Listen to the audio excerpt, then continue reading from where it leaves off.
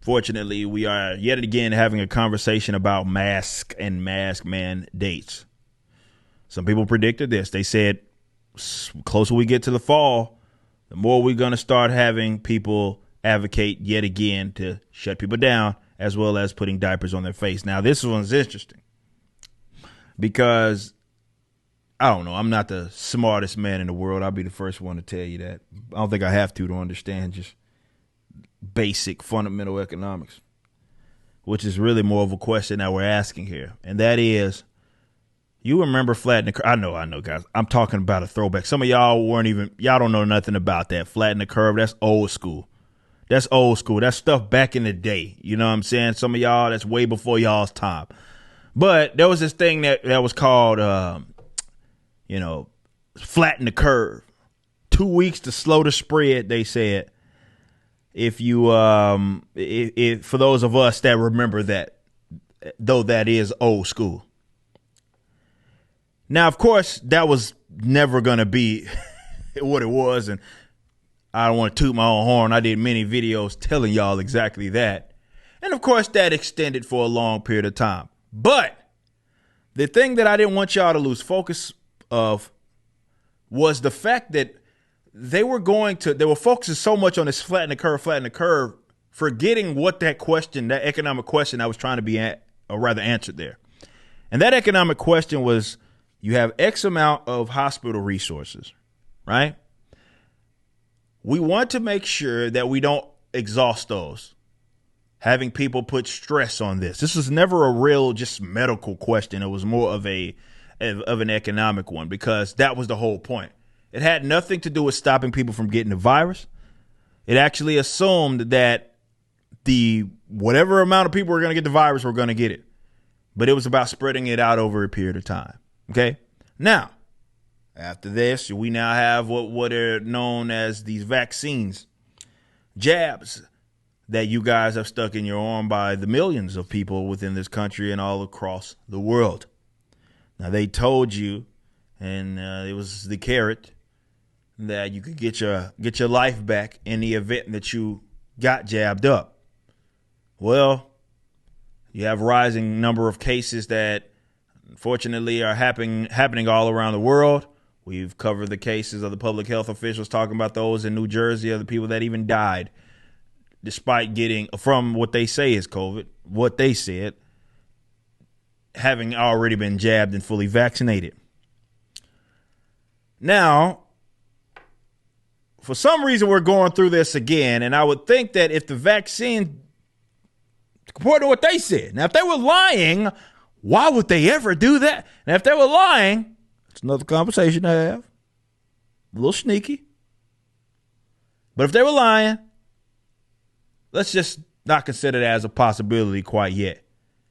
If it worked like they initially at least said that it was going to work, because we have so many people that are vaccinated now, you would think that the resources are available in the event that there is a spike in cases, as everybody likes to say, X amount of positive cases. You know, the hospital should be able to handle it. If they can't by now, if they're having a year and some change, I don't know. Maybe there's something else we need to be looking at here. But here's a funny thing. It's like deja vu, guys. D.C. mayor confronted after caught breaking her own face mask mandate on the same day it took effect. Yes, I know I say this in Texas, and some of us that are in Texas and the Floridas of the world, like, wait a minute, other people around the country are doing this face diaper thing again. Yes, they are. Mask mandates are back. You can't beat the classics. But what happened here? Fewer than 24 hours after the new indoor face mask requirement took effect in Washington, D.C., Mayor Muriel Bowser, what a name. Perfect name considering that you are a villain, was caught breaking her mandate by gathering with hundreds of people at an indoor wedding. I might have to refresh this real quick. Okay. Yeah, here we go. So, with that being said, I'm reading this from the Blaze, by the way. According to Washington Examiner, Bowser on Saturday officiated a wedding at the Line DC, a 4-star hotel in the Adama Morgan neighborhood of the city. She was pictured not wearing a mask.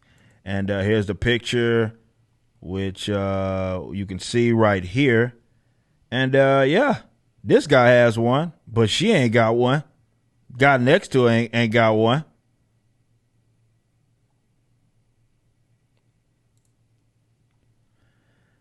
Hundreds of guests who are reportedly not wearing face masks either attended the indoor event.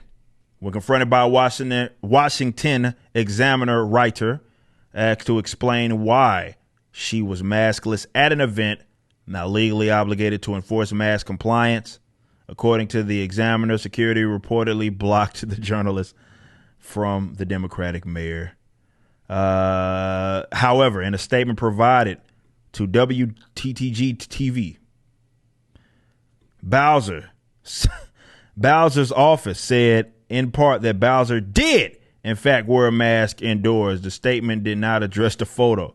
So it's like, okay, I was wearing a mask, but just wouldn't when the photos were being taken. On Saturday, July 31st, Mayor Bowser officiated an outdoor rooftop wedding ceremony. This doesn't look outdoors, bro. That's not outdoors. What is this gaslighting, bro? The mayor wore a mask indoors in compliance with the mandate, and organizers and the venue staff worked to create a safe environment for the guests. Bro, this is not indoors. This is what I'm talking about. Like, government is so cocky. The elites are so cocky that they can just like, you can catch them in 4K, bro. I mean, crystal clear, autofocus on the face so you can make it out. And they still would be like, that ain't me. To be fair, what consequences is she going to see? They were doing this for really all last year and early this year. Who's going to stop them? Gavin dipshit out there in the West Coast, Cuomo, and all of these officials out of Texas who went to other countries, traveling, doing everything they said that you as the peasant was not supposed to do. The rules, when these guys make rules, y'all do understand that the very nature of government makes it so that they don't apply to them. They don't make those thinking that applies to them. That only applies to the peasants. So if they want to go out to a dinner while they tell you to shut up, sit down, and don't move, they get to do that. You, on the other hand, no. Wait a minute. You want grandma to die? How many instances? We could build a full 24-hour compilation video of hypocritical elites and people that work for the government, be it Congress folk, state, local level, doesn't matter, who have been caught red-handed doing exactly what they said you shouldn't do. And then it's like, man, yeah, I did it. And they'll do some fake apology or something like that. And then they go about their business. Why wouldn't they continue to do it? They got away with it the first time. Nothing happened to them. Absolutely amazing. But can you blame them? That's the nature of the state. We wonder why guys like myself rally against it. You guys who think that what I advocate is a pipe dream, which is always hilarious coming from statists. Oh, those libertarians, they advocate for utopianism. Meanwhile, these crackheads go put in a vote and think somehow that's going to equal liberty and freedom. Yeah, buddy, I'm the one that's advocating some sort of utopianism. You think that there's some assholes that are completely disconnected from the consequences can be taken seriously to represent millions of people, but I'm the one that wants utopianism, or what I advocate is utopianism. They're going to get away with it again. You just watched a clip from my podcast, For Canon's Sake. Catch us live at 12 p.m. throughout the week over at youtube.com/YoungRipper59 and follow us over at odyssey.com/@YoungRipper59. If you want to watch the entire video cast after the show is over, just be sure to become a member on the YouTube channel. Of course, the full audio portion of the podcast is available for free on all major digital platforms, or just visit forcanonsake.com.